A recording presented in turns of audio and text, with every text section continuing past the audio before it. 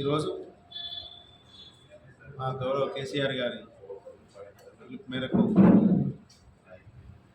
మా గౌరవ జిల్లా అధ్యక్షుడు అట్లాగే మా మాజీ మంత్రివర్గం అట్లాగే మా ఎమ్మెల్యే గారు నాయకులందరూ కలిసి ఈరోజు మరి అంకిపూడి గాంధీ గారు గతంలో మా బీఆర్ఎస్ పార్టీ ఉండే బీఆర్ఎస్ పార్టీ ఎమ్మెల్యేగానే గెలిచారు. కానీ ఆయన ఈ మధ్యన ఆశలు పెరిగి పదవుల మీద ఆయన ఆస్తుల మీద ఆశలు పెరిగి ఆయన పార్టీ మారి రేవంత్ రెడ్డి గారు స్వయంగా కడవ కప్పుకుంటాడు, ఈయన కడవ కప్పుకుంటాడు, ప్రెస్ మీట్ పెడతాడు, ట్విట్టర్లో పెడతాడు. అట్లా ఈయన మళ్ళా కాంగ్రెస్ పార్టీ నాయకులు ఈయన కడవ కప్పి సాధిస్తాడు. అట్లాంటిది పిఎస్సి చైర్మన్ అనేది ప్రతిపక్ష నాయకులకు ఇచ్చే మర్యాద. మన రాష్ట్రమే కాదు, అన్ని రాష్ట్రాలు అట్లాగే దేశంలో కూడా ఇస్తారు పబ్లిక్ అకౌంట్స్ అనేది.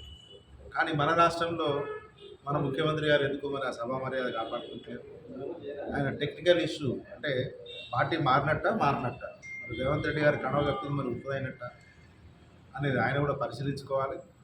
ఈరోజు మేము సమావేశం పెట్టుకోవడానికి ఇంకా అంకిపూడి గాంధీ గారు ఏమంటారు, నేను బీఆర్ఎస్ పార్టీలోనే ఉన్నాను. మరి బీఆర్ఎస్ పార్టీలోనే ఉంటే బీఆర్ఎస్ నాయకులు పోతానికి అడ్డమే ఉంటుంది. మా నాయకుడే కదా, మా ఎమ్మెల్యేనే కదా, మేము గెలిపించుకునే ఆయనే కదా. మరి ఆయన ఇంటికి పోయి ఇవాళ సమావేశం పెట్టుకోవాలని చెప్పి మా జిల్లా పార్టీ ఆధ్వర్యంలో నిర్ణయించుకోవడం జరిగింది. మన జిల్లా పార్టీ ఆధ్వర్యంలో మేము అందరం కూడా ఈరోజు పీర్జాద్ నుంచి దాదాపుగా ఒక 100 మంది తరలి వెళ్ళాలని చెప్పి పార్టీ ఆఫీసులో జమ కాగానే పోలీసు వాళ్ళు వచ్చి మమ్మల్ని ఇక్కడ అరెస్ట్ చేయడం జరుగుతుంది. ఇది నిజంగా కూడా అంటే ప్రజాస్వామ్యంలో మేము ఒక పద్ధతి ప్రకారం మేము గాంధీ లాగా మేము గుండాగిరి చేయడానికి లేకపోతే దౌర్జన్యం చేయడానికి పోవట్లేదు.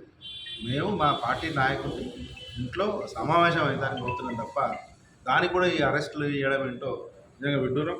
తెలుస్తుంది రాష్ట్ర వ్యాప్తంగా అందరు నాయకుల్ని, అందరు ఎమ్మెల్యేలని, మాజీ మంత్రుల్ని, మా లీడర్లని, అందరి కార్యకర్తలను కూడా అందరినీ ప్రతి చోట పోలీసు వాళ్ళని పెట్టి పొద్దున మబ్బుల 3 గంటల నుంచి రాత్రి కూడా ఇచ్చి అరెస్ట్ చేస్తుందని తెలిసింది. నిజంగా ఇది ప్రజాస్వామ్యానికి ఇది కరెక్ట్ కాదు. ప్రజలకు నిరసన తెలిపే హక్కు ఉంది, ఎట్లా సంఘీభావం తెలిపే హక్కు. దాన్ని పోలీసు వాళ్ళు ఏమన్నా అక్కడ లా అండ్ ఆర్డర్ ప్రాబ్లం వస్తే ఏమైనా అడ్డుకోవాలి తప్ప మేము శాంతియుతంగా పోయేటప్పుడు అడ్డుకోవాల్సిన అవసరం లేదు.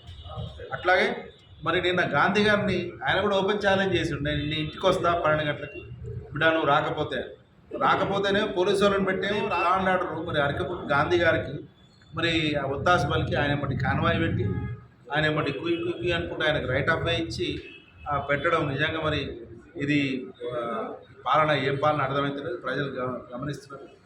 కాబట్టి ఇంతకండంతో ఈరోజు బీఆర్ఎస్ పార్టీ రాష్ట్ర నాయకత్వాన్ని అట్లా మా ప్రతి గల్లీ కార్యకర్తలను కూడా ఈరోజు పోలీసులు ప్రివెంటివ్ అరెస్ట్ చేయడానికి తీవ్రంగా ఖండిస్తున్నారు.